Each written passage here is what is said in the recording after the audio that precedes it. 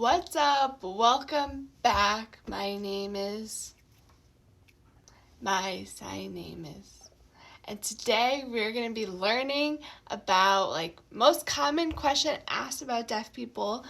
What I saw was, can deaf people think? This is funny for hard of hearing deaf people. I guess for hearing people, I kind of understand why they might ask this question. But short answer, obviously we can think. We do still have a brain.